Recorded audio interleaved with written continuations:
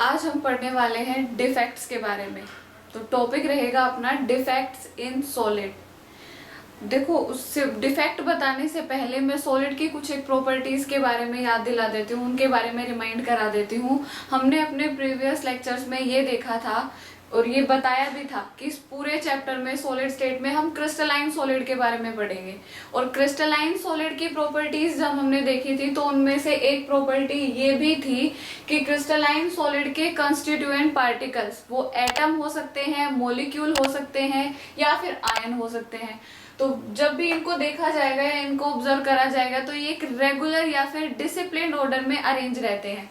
तो crystalline solids के constituent particle एक डेफिनेट अरेंजमेंट को फॉलो करेंगे, एक रेगुलर अरेंजमेंट को फॉलो करते हैं।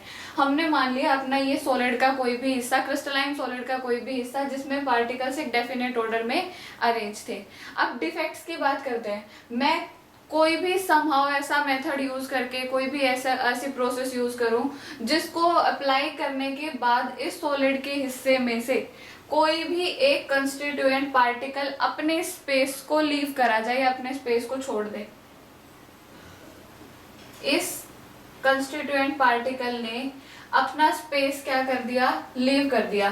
तो देखो यहाँ पे क्या जनरेट हो गया, खाली स्पेस जनरेट हो गया, नल स्पेस अराइज हो गया।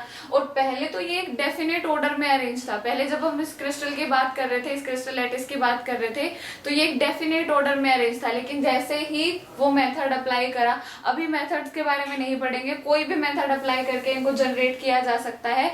तो जैसे ही वो मेथड अप्लाई किया, एक कंस्टिट्यूएंट पार्टिकल अपनी पोजीशन को लीव कर गया, अपनी पोजीशन को छोड़ गया। अब जैसे ही उसने अपनी पोजीशन छोड़ी तो इस क्रिस्टल में क्या अराइज कर दिया, डिफेक्ट अराइज कर दिया।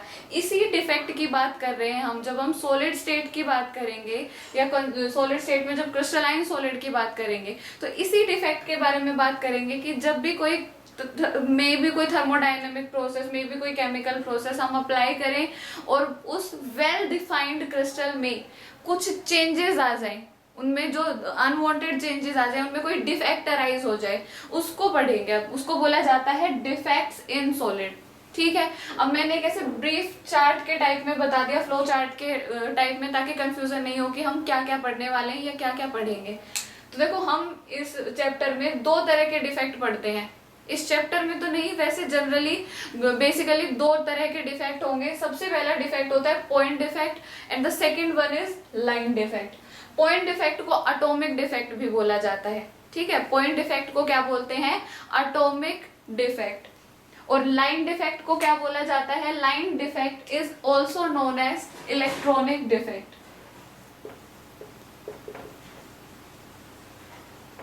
लाइन डिफेक्ट को इलेक्ट्रॉनिक डिफेक्ट भी बोलते हैं। ठीक है, अब पॉइंट डिफेक्ट का मतलब और लाइन डिफेक्ट का मतलब क्या होता है, मैं थोड़ा सा यही बता देती हूँ क्योंकि इतना ही है, इतना ही पढ़ेंगे इनके डेफिनेशन। पॉइंट डिफेक्ट होता है जब किसी क्रिस्टल लैटिस में डिफेक्ट अराइज हो but at a certain point, किसी सर्टेन पॉइंट पर वो अराइज हो, किसी सर्टेन या किसी फिक्स मॉलिक्यूल पर, एटम पर, आयन पर अराइज हो, किसी फिक्स पॉइंट पर अराइज हो, उसको बोला जाता है पॉइंट डिफेक्ट या फिर एटॉमिक डिफेक्ट। दूसरा बात करते हैं लाइन डिफेक्ट की। जब किसी पर्टिकुलर लाइन में ही डिफेक्ट आ जाए, लाइन की वजह से ही डिफेक्ट अराइज हो जाए, तो उसको क्या बोलते हैं, लाइन डिफेक्ट बोलते हैं। अब देखो, लाइन डिफेक्ट को इस चैप्टर में पढ़ेंगे नहीं, इस चैप्टर में हम पढ़ेंगे पॉइंट डिफेक्ट। और पॉइंट डिफेक्ट के भी टाइप होते हैं, उसके भी आगे फर्दर टाइप होते हैं। कितने टाइप का होता है पॉइंट डिफेक्ट, सबसे पहला टाइप होता है stoichiometric defect, second one is non stoichiometric defect and the third one is impurity defect. ठीक है, अब देखो स्टाइकियोमेट्रिक डिफेक्ट क्या होता है, वो डिफेक्ट जिनमें किसी भी क्रिस्टल की स्टाइकियोमेट्री डिस्टर्ब नहीं हो। स्टाइकियोमेट्रिक रेशियो डजंट डिस्टर्ब,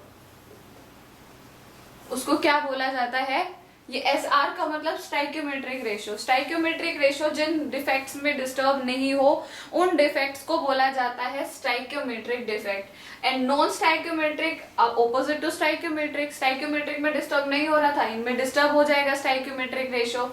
और इम्प्योरिटी डिफेक्ट होता है जब भी हम किसी क्रिस्टल में इम्प्योरिटी ऐड करें और उसकी वजह से डिफेक्ट अराइज हो जाए। ठीक है, उसको इम्प्योरिटी डिफेक्ट बोलेंगे।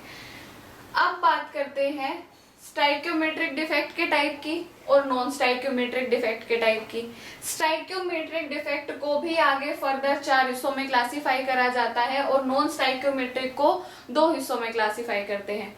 तो स्टाइक्योमेट्रिक के जो 4 टाइप हम पढ़ने वाले हैं वो होते हैं vacancy defect, interstitial defect, Frenkel defect and Schottky defect. ठीक है। और नॉन स्टाइक्योमेट्रिक के 2 टाइप पढ़ने वाले हैं हम डिफेक्ट के। पहला है मेटल एक्सेस डिफेक्ट और सेकंड है मेटल डिफिशियंसी डिफेक्ट। ठीक है।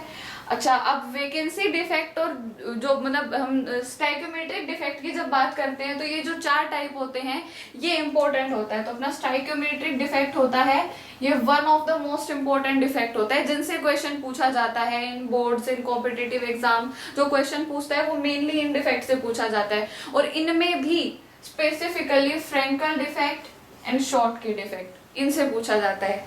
अब इनमें डिफरेंस क्या होता है वो भी हम डिटेल में पढ़ेंगे, वो भी बताया जाएगा, बट मैं ऐसे थोरोली बता देती हूँ कि जो वैकेंसी और इंटरस्टिशियल डिफेक्ट होते हैं ये नॉन आयनिक सॉलिड में ऑब्जर्व करे जाते हैं। किस में ऑब्जर्व करे जाएंगे? In case of non ionic solid. और फ्रेंकल और शॉर्टकट डिफेक्ट ऑब्जर्व करे जाते हैं in case of ionic solid.